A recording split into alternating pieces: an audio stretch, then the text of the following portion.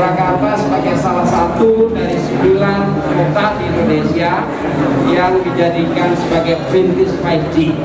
Ya, diantaranya mulai dari paling Epic, kolaborasi Johnny Plate, Gibran, wujudkan the best experience of 5G di Kota Solo, ditulis oleh Nia Alif dari siward.com. Sebelum menonton video ini, tarik nafas dulu dan jangan lupa untuk subscribe dan aktifkan loncengnya. Di tengah pandemi yang membatasi ruang gerak seperti sekarang ini, kebutuhan akses internet menjadi hal yang paling utama yang harus diperhatikan. Gibran rupanya menyadari hal ini dan mengajukan permintaan langsung kepada Menkominfo, Johnny Plate. Bak payung bersambut. Rupanya, Dirut Telkomsel juga merespon cepat penyediaan jaringan 5G di Kota Solo. Menjadikan Kota Solo sebagai kota perintis teknologi 5G, tapi juga membawa perubahan besar terutama untuk menggenjot perekonomian Kota Solo. Meski begitu, Johnny Plate juga menyadari akan efek buruk dari setiap perubahan teknologi dan informasi. Perkembangan radikalisme adalah salah satu hal yang ia wanti-wanti. Maka bersamaan dengan itu, Johnny Plate juga menegaskan akan mengupayakan payung hukum untuk memerangi radikalisme. Semoga saja Kota Solo yang menjadi cikal bakal sang legenda Joko Widodo juga bakal memunculkan gebrakan baru lewat teknologi 5G. Berikut berita mengenai kehadiran jaringan 5G di Kota Solo beserta pesan dari Gibran, Johnny Plate, serta Dirut Telkomsel. Dilansir dari merdeka.com, Menteri Komunikasi dan Informatika Johnny G. Plate menghadiri peluncuran layanan Telkomsel 5G di Balai Tawangarum, Kompleks Kantor Waki Kota Solo, Gibran Rakabuming Raka, Kamis lalu. Dalam sambutannya, ia berharap kehadiran jaringan 5G di Kota Solo dapat mendorong perkembangan usaha baik di UMKM maupun ultramikro. Saya berharap agar di Kota Solo ekosistem berkembang. Saya ingin 4G dan 5G berkembang secara bersama-sama, saling memberikan dukungan yang kuat. Di wilayah ini sektor kreativitas sangat besar, sehingga akan membuka inovasi baru. Dengan demikian, kesiapan hilir harus dipastikan, ujarnya.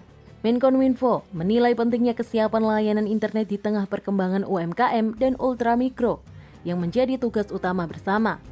Kedua sektor tersebut menurut dia mengambil porsi sebesar 60% dari produk domestik bruto secara nasional.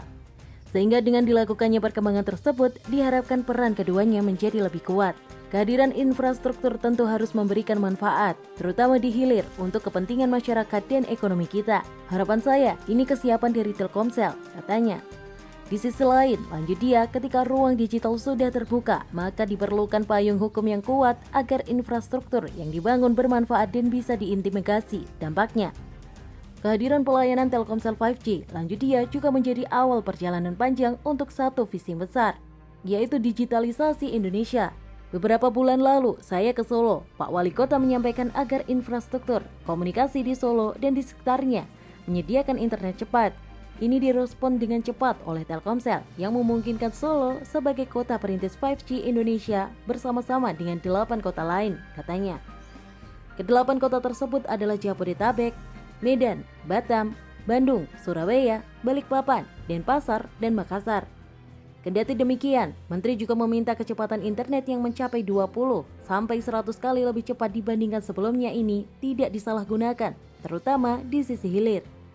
Jangan sampai ini disalahgunakan, jangan sampai menjadi tempat berkembangnya radikalisme.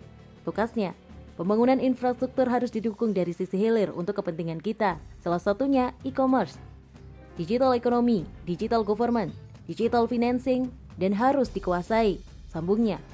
Direktur Utama Telkomsel, Henry Mulyasam, menyampaikan sebagai operator pertama untuk layanan 5G di Indonesia, pihaknya terus melakukan upaya bertahap dan terukur dalam memperluas ketersediaan layanan Telkomsel 5G di Indonesia. Kedepannya siapapun dapat merasakan the best 5G experience dengan dukungan jaringan 5G yang handal. Kehadiran Telkomsel 5G ini merupakan simbol komitmen kami untuk memajukan setiap daerah sebagai fondasi ekosistem digital nasional yang inklusif dan berkelanjutan, mungkas dia. Wali Kota Gibran menyambut baik dengan kehadiran jaringan 5G Solo. Ia berharap bisa mendorong acara kerja baru yang dapat meningkatkan produktivitas dan inovasi yang lebih luas di berbagai bidang, khususnya dalam percepatan pemulihan ekonomi. Harapannya kita bisa bekerja lebih cepat dan smooth sehingga pemulihan ekonomi lebih cepat lagi dengan 5G coverage ini, katanya. Berita membanggakan ini selayaknya bisa menyebar cepat ke tengah masyarakat agar bisa menyesuaikan diri dengan fasilitas yang ada. Yang sampai harapan tumbuhnya perekonomian utamanya UMKM jadi berbelok dengan pemanfaatan lain yang tak bermutu, seperti jejaring sosial dan game online. Kecuali kalau memang ada sangkut pautnya dengan ekonomi seperti online marketing lewat sosial media, atau game online yang berupa kompetisi resmi apalagi tingkat internasional. Bisa juga sebagai pencipta game online itu sendiri, bukan serta-merta pengguna saja. Ini semua memang berhubungan dengan literasi masyarakat akan kegunaan teknologi 5G.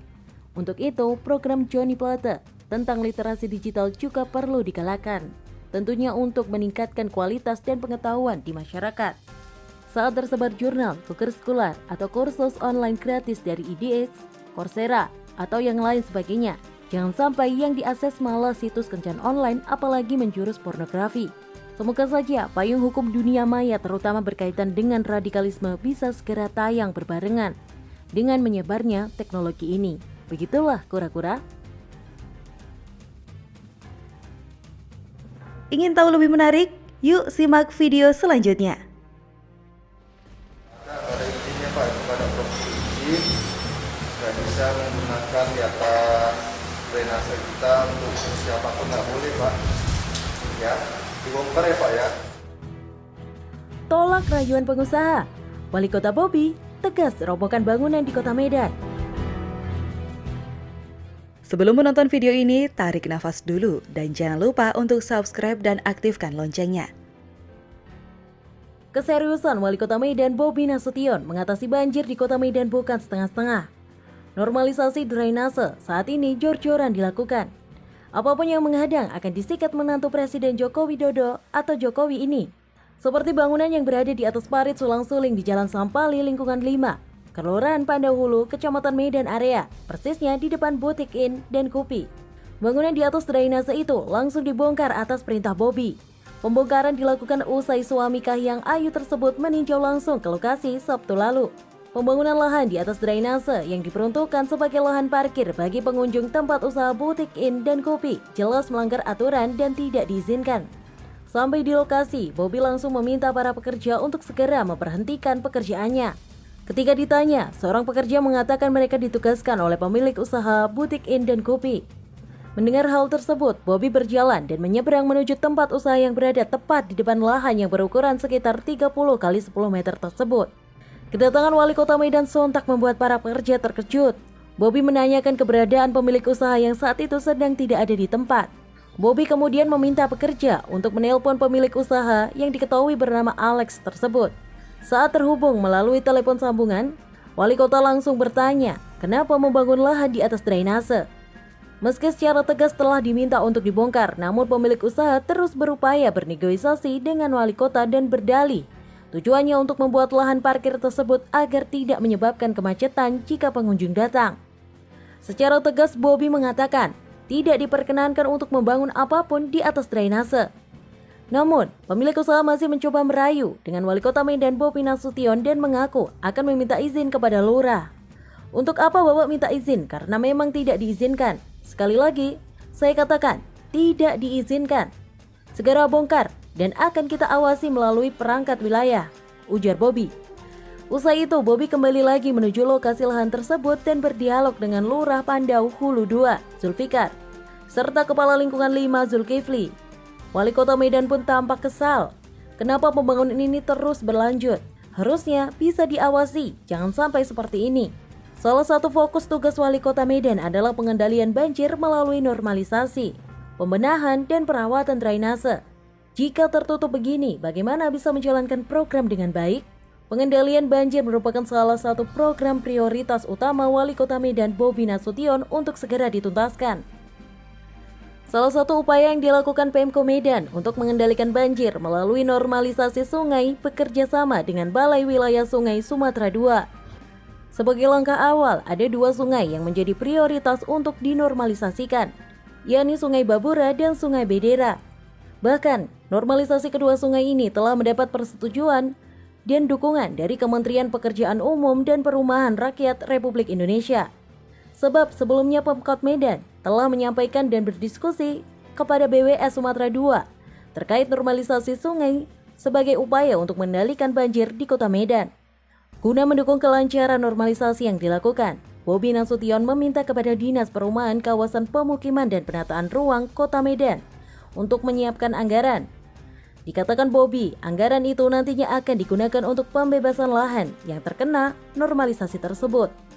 Selain normalisasi Sungai Babura dan Bedera, Kadis PKPPR Kota Medan Beni Iskandar yang ditemui di tempat yang sama menambahkan, juga akan diikuti rekayasa dan inovasi supaya air Sungai Deli masuk ke kanal, sehingga air kanal tidak kosong lagi seperti yang selama ini terjadi. Terkait dengan normalisasi Sungai Babura dan Bedera, jelas Beni, Pemko Medan akan mengalokasikan anggaran sebesar 25 miliar rupiah untuk pembebasan lahan. Sedangkan sisa kebutuhannya diminta kepada Pemprov Sumut dan APBN.